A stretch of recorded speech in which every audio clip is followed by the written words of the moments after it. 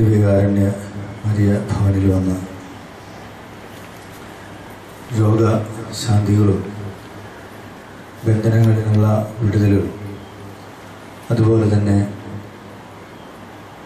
നമ്മുടെ ജീവിതത്തിൻ്റെ എല്ലാ മേഖലകളിലും അത്ഭുതങ്ങളും അടയാളങ്ങളും സ്വീകരിക്കുന്ന സഹോദരങ്ങളെ, ഈ ശുശ്രൂഷയുടെ ആരംഭത്തിൽ നമ്മൾ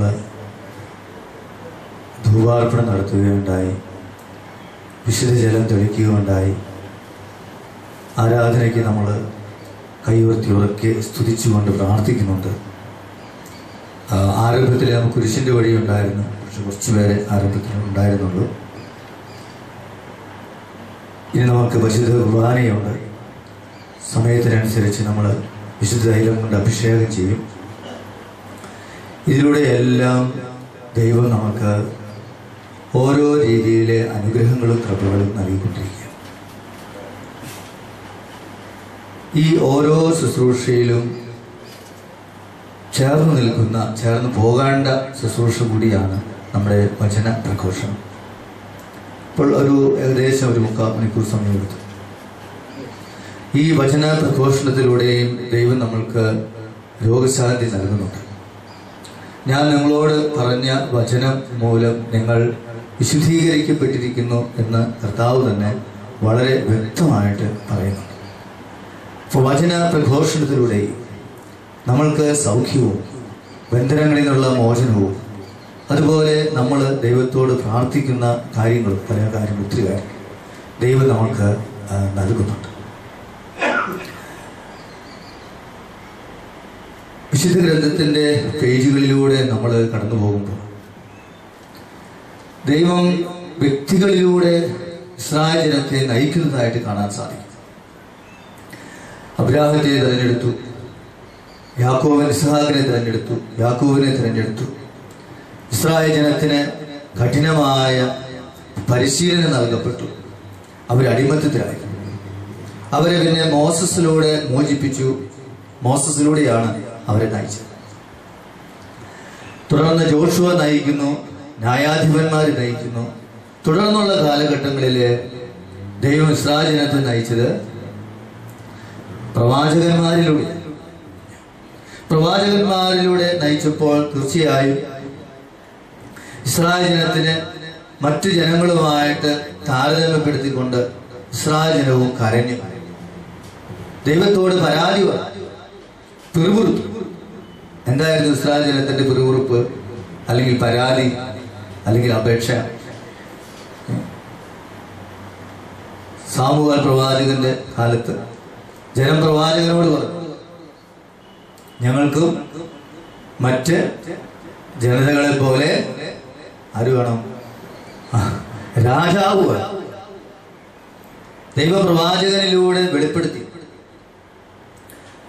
അതൊരിക്കലും നിങ്ങൾ പ്രതീക്ഷിക്കുന്നത് പോലെ ആയിരിക്കില്ല. നമുക്ക് വചനങ്ങൾ വായിച്ച് വിശദീകരിച്ചുകൊണ്ട് പറയാനായിട്ട് സാധിക്കും. പക്ഷേ ജനത്തിന്റെ ആഗ്രഹത്തിനനുസരിച്ച് പ്രവാചകനിലൂടെ ദൈവം സാവൂൾ രാജാവിനെ നൽകി. പിന്നെ ദാവീദിന്റെ കാര്യം, അത് കഴിഞ്ഞ് സാവൂൾ രാജാവിന്റെ. പക്ഷേ സാവൂൾ രാജാവിനോടുകൂടി അന്യദേവന്മാരുടെ പുറകെ പോയ പ്രത്യേകമായ പാപത്തിലൂടെ മറ്റു കാര്യങ്ങൾ ഇസ്രായേൽ ജനം ഒന്നിനൊന്ന് അടിക്കടി നശിക്കുന്നതായിട്ടാണ് കാണുന്നത്. പക്ഷെ കാലാകാലങ്ങളിൽ ദൈവം അവർക്ക് ശിക്ഷണം നൽകി പ്രവാചകന്മാരിലൂടെ അവരെ നയിക്കുന്നതായിട്ടും നമ്മൾക്ക് കാണാനായിട്ട് സാധിക്കും. അങ്ങനെ സമയത്തിന്റെ പൂർണ്ണതയിൽ ദൈവം മനുഷ്യനായി അവതരിച്ചു. നമ്മുടെ പാപങ്ങൾ ഏറ്റെടുത്ത് നമ്മുടെ പാപങ്ങൾക്ക് ബലിയർപ്പിച്ച് ഉത്ഥാനം ചെയ്ത് സ്വർഗാരോഹണം ചെയ്ത കർത്താവ് തന്റെ സാന്നിധ്യം ഇന്ന് പുതിയ ഇസ്രായേലിലൂടെ സഭയിലൂടെ തുടരുകയാണ്. സ്വർഗാരോഹണ സമയത്ത് ഈശോ പറഞ്ഞ, ഒരർത്ഥത്തിൽ പറഞ്ഞ ഏറ്റവും പ്രധാനപ്പെട്ട വാചകം, 2 ആശയങ്ങളാണ് പ്രധാനമായിട്ട് നമ്മൾ അവിടെ കാണുന്നത്. സ്വർഗാരോഹണ വേളയിൽ ഈശോ പറഞ്ഞതുകൊണ്ടായിരുന്നു, നിങ്ങൾ ലോകം മുഴുവനും പോയി സാക്ഷിയാവുക, അല്ലെങ്കിൽ സുവിശേഷം പ്രഘോഷിക്കുക, വിശ്വസിക്കുന്നവരോടുകൂടി അടയാളങ്ങൾ ഉണ്ടായിരിക്കും. പിന്നെ പറഞ്ഞ വാചകം എന്താണ്? സ്വർഗാരോഹണ വേളയിൽ ലോകാവസാനം വരെ ഞാൻ നിങ്ങളോടുകൂടി ഉണ്ടായിരിക്കും. അപ്പോൾ ഒരർത്ഥത്തില് സ്വർഗാരോഹണം എന്ന് പറയുന്നത് കർത്താവ് ഭൂമിയിലേക്ക് വന്നതുപോലെ ഭൂമി വിട്ട് സ്വർഗത്തിലേക്ക് പോകുന്നതല്ല. കർത്താവ് തന്റെ ശക്തമായ സാന്നിധ്യം ഇവിടെ നൽകുകയാണ്. സ്വർഗാരോഹണം ചെയ്യുക എന്ന് പറഞ്ഞപ്പോൾ സ്വർഗത്തിലേക്ക് പോവുക എന്നതിനേക്കാൾ കൂടുതലായി തന്റെ സ്വർഗീയ സാന്നിധ്യം നൽകുകയാണ്. ദൈവത്തിന്റെ മനുഷ്യാവതാരത്തിന് മുമ്പും ദൈവത്തിന്റെ സാന്നിധ്യം ഈ പ്രപഞ്ചത്തിലുണ്ട്, നമ്മളിലുണ്ട്. പക്ഷെ ആ സാന്നിധ്യം പോലെയല്ല ഇത്. നമുക്ക് വേണ്ടി മനുഷ്യനായി അവതരിച്ച് പാടുപീടുകൾ സഹിച്ച് മരിച്ച് ഉത്ഥാനം ചെയ്ത് സ്വർഗാരോഹണം ചെയ്തപ്പോൾ കർത്താവ് തന്റെ കൗദാശികമായ സാന്നിധ്യം സഭയിലെ നൽകുകയാണ്. ആ സാന്നിധ്യം കൂദാശകളിലൂടെ, ആരാധനാക്രമത്തിലൂടെ, വ്യക്തികളിലൂടെ തുടരുകയാണ്. അങ്ങനെ പഴയ നിയമത്തിലെ ഇസ്രായേൽ ജനത്തെ ദൈവം തന്നെ നേരിട്ട് പ്രവാചകന്മാരിലൂടെ നയിച്ചെങ്കിലും ഇന്ന് കർത്താവിന്റെ സാന്നിധ്യമാകുന്ന, കർത്താവിന്റെ ശരീരമാകുന്ന മിശിഹ ശിരസാണ്. സഭ ശിരസായ മിശിഹായുടെ ശരീരമാണ്. ശരീരമാകുന്ന ഈ സഭയെ സ്വന്തം മാംസരക്തങ്ങളാൽ ദൈവം നേടിയെടുത്ത ഈ ജനതയെ ദൈവം ഇന്നും നയിച്ചുകൊണ്ടിരിക്കുകയാണ്. പുതിയ ഇസ്രായേലിലെ പുതിയ ദൈവജനത്തിന്, തിരുസഭയ്ക്ക് രാജാവുണ്ടോ? രാജാവില്ല. രാജാവിന് വേണ്ടി നമ്മൾ പ്രാർത്ഥിക്കുന്നുണ്ട്. ഒരു രാജാവിന്റെ കീഴിലുള്ളതായ ഒരു രാജ്യം ഉണ്ടാക്കാനല്ല ദൈവം തമ്പുരാൻ മനുഷ്യനായിട്ട് അവതരിച്ചു. പക്ഷേ ദൈവം നമ്മളെ നയിച്ചുകൊണ്ടിരിക്കുകയാണ്. പ്രവാചകന്മാരിലൂടെ നയിച്ചതുപോലെ ദൈവം സഭയെ നയിക്കുക. ഇന്ന് ദൈവം സഭയെ നയിക്കുന്നത്, അരൂപിയ നയിക്കപ്പെട്ടുകൊണ്ട് സഭയെ നയിക്കുന്നത് ആരിലൂടെയാണ്? പ്രവാചകന്റെ സ്ഥാനത്ത് തീർച്ചയായും പരിശുദ്ധ പിതാവ് നിൽക്കുന്നു. പക്ഷേ പരിശുദ്ധ പിതാവ് എന്ന് പറയുമ്പോൾ ഒറ്റയ്ക്കായിട്ട് നമ്മൾ കാണരുത്. നമ്മൾ ഇവിടെ ഇവിടുത്തെ ശുശ്രൂഷയിലെ എപ്പോഴും പറയുന്ന, നമ്മൾ മധ്യസ്ഥ പ്രാർത്ഥനയിലൊക്കെ നമ്മൾ ചെയ്യുന്ന ഒരു കാര്യമാണ് അല്ലെ. നമ്മൾ എത്ര പ്രാവശ്യം വിശ്വാസമാണോ ആവർത്തിച്ചു വരുന്നത്? 12, 13 മാതാവിനെ കുട്ടി അല്ലെ, അങ്ങനെയല്ലേ? അതെ, മാതാവിന് 13 നമ്മൾ. മാർപ്പാപ്പ എന്ന് പറയുമ്പോൾ അപ്പസ്തോല സമൂഹത്തിന് നേതൃത്വം കൊടുത്ത വ്യക്തി, പത്രോസ്ലീഹായുടെ അധികാരം തുടരുന്ന വ്യക്തി. അപ്പൊ ഒറ്റയ്ക്കല്ല നമ്മൾ അത് തീർച്ചയായിട്ടും അതിന് മനസ്സിലാക്കേണ്ടത്. അപ്പോൾ ദൈവം പരിശുദ്ധാരൂപിയിലൂടെ ഇന്ന് പ്രവാചകന്മാരെ നയിച്ചതുപോലെ കാലാകാലങ്ങളിൽ നയിച്ചുകൊണ്ടിരിക്കുകയാണ്. പ്രവാചകന്മാരെ എന്നും ചെയ്തുകൊണ്ടിരുന്നത് എന്തായിരുന്നു? ഏറ്റവും പ്രധാനപ്പെട്ട ഒരു ദൗത്യം എന്തായിരുന്നു? ദൈവത്തിന്റെ സ്വരം എന്താണെന്ന് അവർ വെളിപ്പെടുത്തി കൊടുക്കുന്നത്. ദൈവത്തിന്റെ സ്വരം എന്താണെന്ന് പ്രവാചകന്മാര് വെളിപ്പെടുത്തി കൊടുക്കുമ്പോൾ ഏറ്റവും പ്രധാനമായിട്ട് നമ്മൾ കാണുന്ന പ്രവാചക സ്വരം എന്താണ്? എപ്പോഴും ദൈവത്തിന്റെ സ്വരം ദൈവം ഇസ്രായേൽ ജനത്തിന് വെളിപ്പെടുത്തി കൊടുക്കുമ്പോൾ എല്ലാ പ്രവാചകന്മാരിലൂടെയും ദൈവം പ്രധാനമായിട്ട് വെളിപ്പെടുത്തി കൊടുക്കുന്ന ആ ദൈവത്തിന്റെ സ്വരം ഏതാണ്?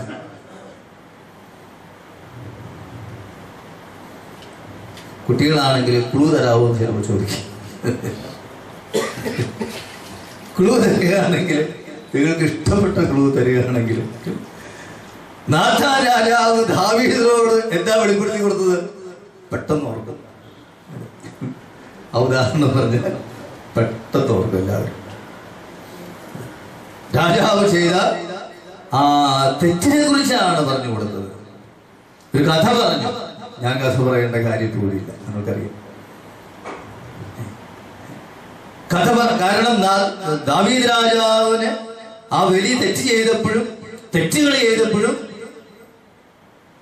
എന്താ കുഴപ്പം? ദാവീദ് അത് തെറ്റായിട്ട് തോന്നിയില്ല. അവിടെയാണ് ദൈവത്തിന്റെ സ്വരം വരിക. നാഥാൻ ദീർഘദർശിയിലൂടെ കഥ പറഞ്ഞു. അപ്പോൾ ദൈവം ഇസ്രായേൽ ജനത്തെ നയിച്ചപ്പോൾ പ്രവാചകന്മാരിലൂടെ നയിച്ചപ്പോൾ, ദൈവത്തിന്റെ സ്വരം വെളിപ്പെടുത്തി കൊടുത്തപ്പോൾ, എന്നും ദൈവം വെളിപ്പെടുത്തി കൊടുത്തിട്ട് പ്രധാനപ്പെട്ട കാര്യം അതാണ്, തെറ്റ് തിരുത്തി കൊടുക്കുക. മറ്റൊരു നല്ല വാക്കിൽ പറയുമ്പോൾ പശ്ചാത്തപിക്കുക. കർത്താവ് അതിനെയാ കർത്താവിന്റെ വചന പ്രഘോഷണം ആരംഭിക്കുന്നത് എങ്ങനെയാ? നമുക്ക് കാണാപ്പാട് അറിയേണ്ടത്. എങ്ങനെയാ ആരംഭിക്കുന്നത്? സ്വർഗരാജ്യം സമീപിച്ചിരിക്കുന്നു, അതുകൊണ്ട് അനുഗമിക്കുകയും പശ്ചാത്തപിക്കുകയും. സഹോദരങ്ങളെ, ഈ സന്ദേശം ഇന്നും തുടർന്നുകൊണ്ടിരിക്കുകയാണ്. പരിശുദ്ധാരൂപി ഇന്നും സഭയെ നയിച്ചുകൊണ്ടിരിക്കുക. ആ നയിക്കലില് പരിശുദ്ധ പിതാവിന് ഉന്നതമായ സ്ഥാനമാണ്. പരിശുദ്ധ പിതാവിലൂടെ സഭയെ നയിച്ചുകൊണ്ടിരിക്കുകയാണ്, സഭയോട് സംസാരിച്ചുകൊണ്ടിരിക്കുകയാണ്. അങ്ങനെ മാർപ്പാപ്പമാരിലൂടെ പരിശുദ്ധാരൂപി സഭയോട് സംസാരിക്കുമ്പോൾ അത് ഇന്നത്തെ ഭാഷയില് പറഞ്ഞാല്, വിശുദ്ധ ഗ്രന്ഥത്തിന്റെ ഭാഷയില് നമ്മൾ പറയുമ്പോൾ ഐസയ്യാ പ്രവാചകന്റെ പുസ്തകം, ജെറമിയ പ്രവാചകന്റെ പുസ്തകം, അങ്ങനെയാ. പക്ഷെ പൗലോസ്ലീഹയുടെ പുസ്തകങ്ങളിലേക്ക് വരുമ്പോ നമ്മൾ എങ്ങനെയാ പറയുന്നത്? പൗലോസ്ലീഹ റോമാക്കാർക്ക് എഴുതിയ ആ ലേഖനം വ്യത്യാസം വരുത്തുന്നല്ലേ? ഐസയ്യാ പ്രവാചകൻ ഇസ്രായേൽ ജനത്തിന് എഴുതിയ ലേഖനം എന്ന് എവിടെയെങ്കിലും ആരെങ്കിലും പറയാറുണ്ടോ? പറയാറില്ല. അത് അങ്ങനെയല്ലായിരുന്നു തീർച്ചയായിട്ടും. അവിടെ പൗലോസ്ലീഹ എഴുതിയ ലേഖനം എന്നാണ് പറയുക. അപ്പം ഇന്ന് സഭയിലേക്ക് വരും പരിശുദ്ധാരൂപി പരിശുദ്ധ പിതാവിലൂടെ ലേഖനങ്ങൾ എഴുതുകയാണ്, കത്തുകൾ എഴുതുകയാണ്, ഉപദേശങ്ങൾ നൽകുകയാണ്. ആഗോള സഭയ്ക്ക് വേണ്ടി കത്തുകൾ എഴുതുന്നു, ലേഖനങ്ങൾ എഴുതുന്നു. നമ്മുടെ ഇപ്പോഴത്തെ മാർപ്പാപ്പ ഫ്രാൻസിസ് മാർപ്പാപ്പ ആഗോള സഭയ്ക്ക് വേണ്ടി എഴുതിയിട്ടുള്ള ഒരു കത്തുണ്ട്. ആ കത്തിന്റെ പേര് തീർച്ചയായിട്ടും നമ്മൾക്കറിയാം. എന്താ കത്തിന്റെ പേര്? അവർക്ക് പറയേ, സുവിശേഷത്തിന്റെ ആനന്ദം, സുവിശേഷത്തിന്റെ സന്ദേശം, ദി ജോയ് ഓഫ് ഗോസ്പൽ. ഞാൻ ആ പുസ്തകം ഇങ്ങനെ വായിച്ചിങ്ങനെ വന്നപ്പോ ഒരു കാര്യം പ്രത്യേകം ശ്രദ്ധിക്കണമെന്ന് തോന്നുന്നു. അപ്പം ഈ ജോയ് ഓഫ് ഗോസ്പൽ, സന്തോഷം എന്ന വാക്ക് എത്ര പ്രാവശ്യമുണ്ട് ഏകദേശം? ഞാനിങ്ങനെ എനിക്ക് തോന്നുന്നു ഞാൻ 17 പേജ് വരെ എത്തിയിട്ടുള്ളൂ ആ ഒരു കാഴ്ചപ്പാടോടുകൂടി. ആ 17 പേജിൽ തന്നെ 48-50 ആയിട്ടുള്ളൂ. ഏത് വാക്കാ? നിങ്ങളൊന്ന് നോക്കുവോ? വാർത്തായുടെ കത്ത് വായിക്കാൻ ഇഷ്ടമാണ്. ഈ ഒരു വാക്ക് അത് വായിക്കാൻ നമുക്ക് പ്രചോദനമാണ്. ഈ വാക്കൊന്ന് സത്യം എത്ര പ്രാവശ്യം അതിന് പുറകിലുള്ള ആശയങ്ങൾ വേറെ കിടക്കുന്നത് കേട്ടോ.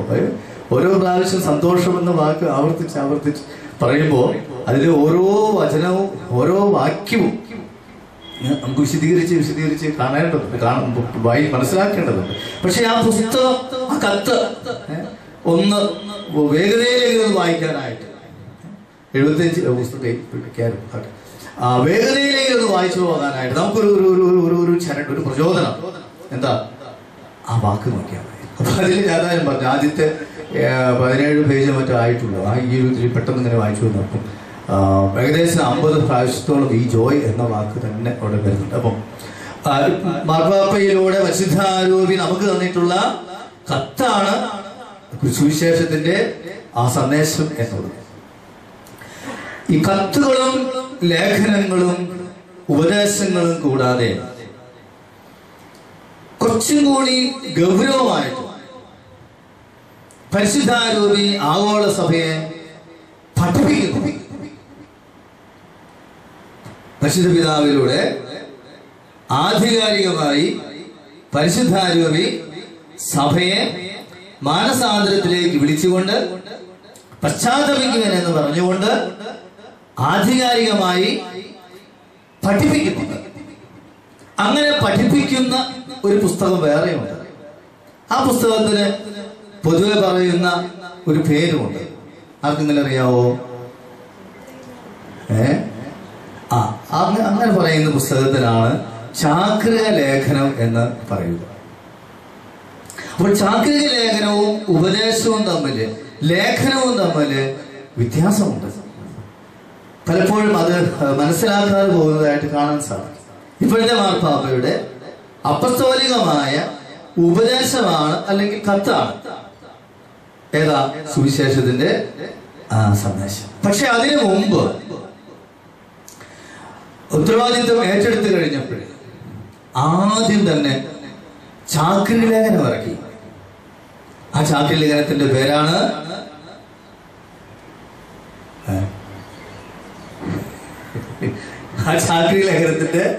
പേരാണ് വിശ്വാസത്തിന്റെ പ്രകാശം. ആ പുസ്തകം കണ്ടിട്ടുള്ളവർ എത്ര പേരുണ്ടെന്ന് കേൾപ്പിക്കുകയും,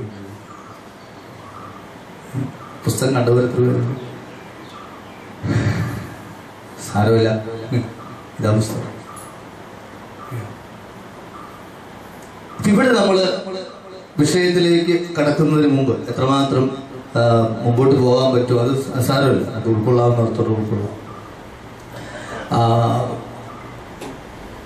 വചന പ്രഘോഷണ തലങ്ങളിൽ നമ്മൾ വളരെയധികം പ്രാധാന്യം കൊടുത്ത് പശ്ചാത്താപത്തിലേക്ക് കടന്നു വരാനായിട്ട് പ്രാധാന്യം കൊടുക്കേണ്ട മേഖലയാണ് പരിശുദ്ധാരൂപി ആഗോള സഭയോട് പറയുന്ന ആ സന്ദേശം.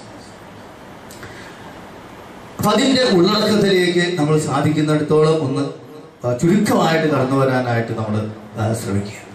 പ്രവാചകൻ പശ്ചാത്തപിക്കുമെന്ന് പറഞ്ഞെങ്കിൽ കർത്താവ് സ്വർഗരാജ്യം സമീപിച്ചിരിക്കുന്നു, നിങ്ങൾ പശ്ചാത്തപിക്കുമെന്ന് പറഞ്ഞെങ്കിൽ ഇന്നും പരിശുദ്ധാരൂപി ആഗോള സഭയിലേക്ക് നോക്കിക്കൊണ്ട് അത് വളരെ ഗൗരവമായിട്ട് നമ്മൾ എടുക്കണം. പല പഠനങ്ങൾ പല ദൈവശാസ്ത്രജ്ഞന്മാരോടൊക്കെ ആവശ്യപ്പെട്ട് ഇന്നത്തെ സഭയുടെ ആവശ്യകത എന്താണ്, ഇന്ന് സഭയ്ക്ക് ഏറ്റവും അത്യാവശ്യമായിട്ടുള്ള എന്താണ് എന്ന് വളരെയധികം പഠനങ്ങൾ നടത്തിയതിന്റെ വെളിച്ചത്തിലാണ് ഇതുപോലെ ഒന്ന് വളരെ മനോഹരമായും സുന്ദരമായും എഴുതി തരിക. വളരെ മനോഹരമായും സുന്ദരമായും നല്ല ഭാഷയിൽ എഴുതി തരികയാണ്. അത് വളരെ ചുരുക്കമായിട്ടായിട്ട് എഴുതി തരിക. പലരും പറയാറുണ്ട് അതൊക്കെ എങ്ങനെ മനസ്സിലാക്കാൻ ബുദ്ധിമുട്ടുണ്ട് എന്നൊക്കെ. മനസ്സിലാക്കാൻ ബുദ്ധിമുട്ടുള്ളതായി തീരുന്നത് എന്തുകൊണ്ടാണ്? ഒത്തിരി പഠനങ്ങളുടെ വെളിച്ചത്തില് വളരെ ചുരുക്കമായിട്ട് വളരെ മനോഹരമായും സുന്ദരമായിട്ടും ഒക്കെയാണ് അവിടെ പറഞ്ഞു വെക്കുക.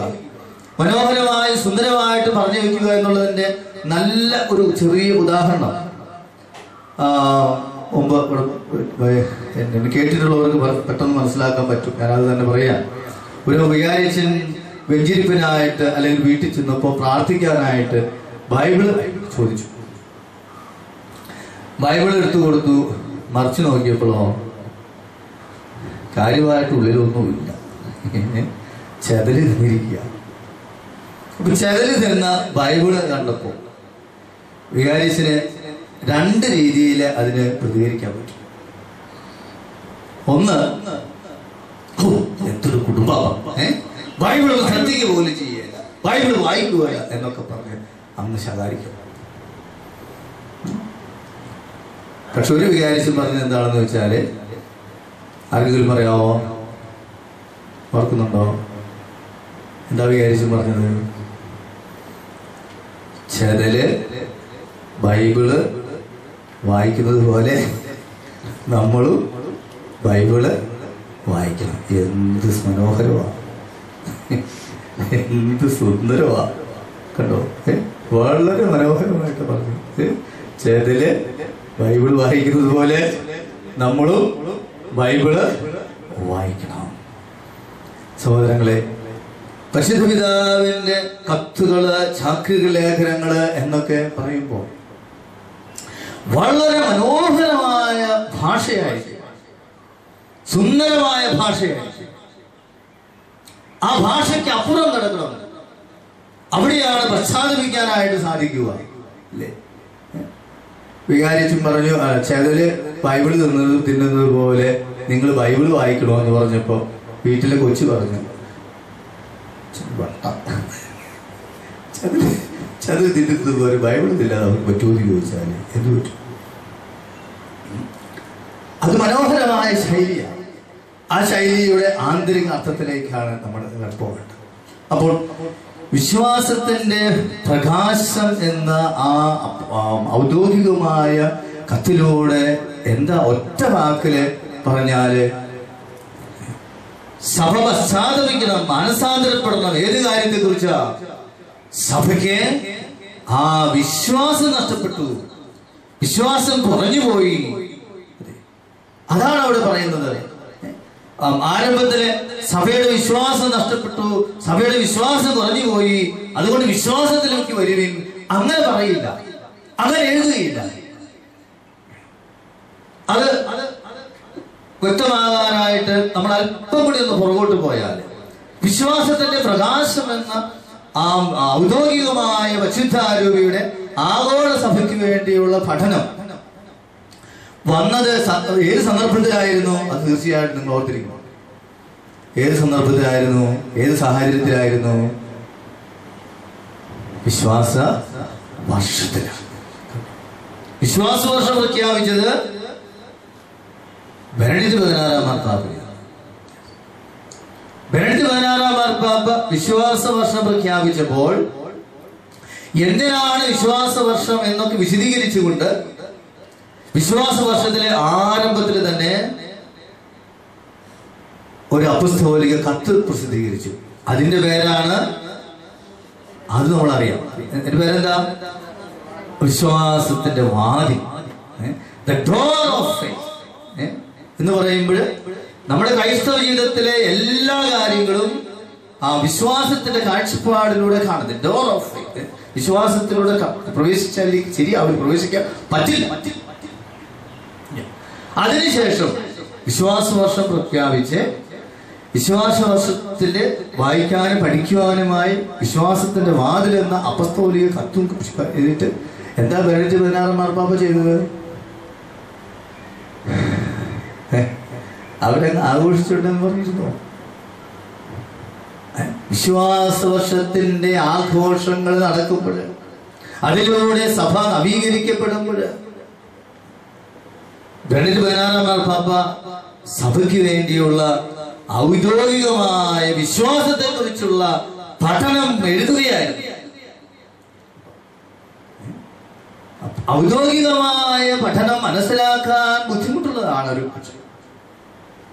അത് കുറേയും കൂടി ഗഹനമായിട്ട് നിൽക്കുന്നു. അതുകൊണ്ട് അതിനൊരുക്കമായിട്ട് നമ്മൾ അപ്പുറം കടന്ന് ചിന്തിക്കണം. പരിശുദ്ധാരൂപി സഭയെ അത്രയും മനോഹരമായിട്ട് നയിച്ചുകൊണ്ടിരിക്കും. അങ്ങനെ ബെനഡിക്ട് 16 മാർപ്പാപ്പ ഒരുങ്ങി വിശ്വാസത്തെ കുറിച്ചുള്ള ഔദ്യോഗികമായ പഠനം നൽകാനായിട്ട്.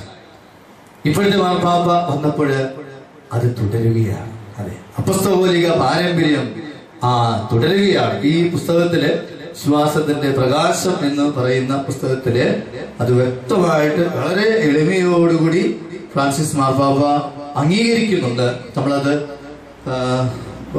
ഗൗരവമായിട്ട് തന്നെ ശ്രദ്ധിക്കേണ്ടതാണ്. 7-ാമത്തെ നമ്പറിലാണ് അത് കൃത്യമായിട്ട് പറയുക.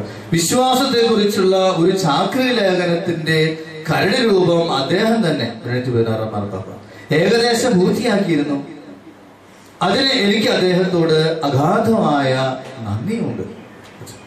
എളിമയോടുകൂടി അത് അംഗീകരിക്കുക. അങ്ങനെ ഇതാ വിശ്വാസം എന്തായിരിക്കണം എന്നുള്ളതിനെ കുറിച്ചുള്ളതായ ഔദ്യോഗികമായ പഠനം നമുക്ക് അഭിസന്ദരിക്കുക.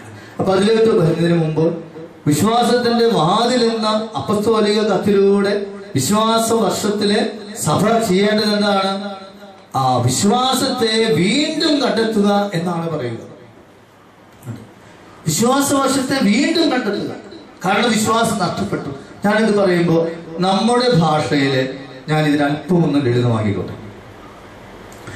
ആഗോള സഭയോട് ഇത് പറയുമ്പോൾ നമ്മുടെ തലത്തില്, നമ്മുടെ സാഹചര്യത്തില് ഇവിടെ എങ്ങനെയാണ്, എന്തായി പറയുന്നത്? ഏറ്റവും അതിന്റെ ലളിതമായ ഉദാഹരണം പറഞ്ഞാല് എത്രയോ കുടുംബങ്ങളിൽ സാമ്പത്തിക നഷ്ടം ഉണ്ടാകുമ്പോൾ, വിവാഹം നടക്കാതെ വരുമ്പോൾ, രോഗങ്ങൾ ഉണ്ടാകുമ്പോൾ, മക്കളുണ്ടാകാതെ വരുമ്പോൾ പലരും ആദ്യം ഓടുന്നത് എങ്ങോട്ടാണ്?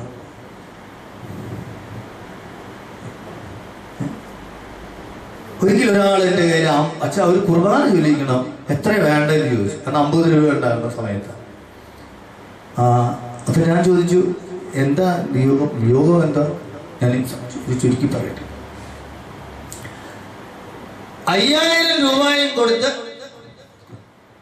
അമ്പലത്തിൽ പോയി കാര്യസാധ്യത്തിനായിട്ട് സംഗതി പൊട്ടി. വിജയിച്ചിട്ടില്ല. അച്ഛൻ്റെ അടുക്ക വന്നിരിക്കുക. അച്ഛാ, ഒരു കുർബാന വിളിക്കുന്നു. എത്രയാ? 50 രൂപ. പാവപ്പെട്ടവന് കാശ്.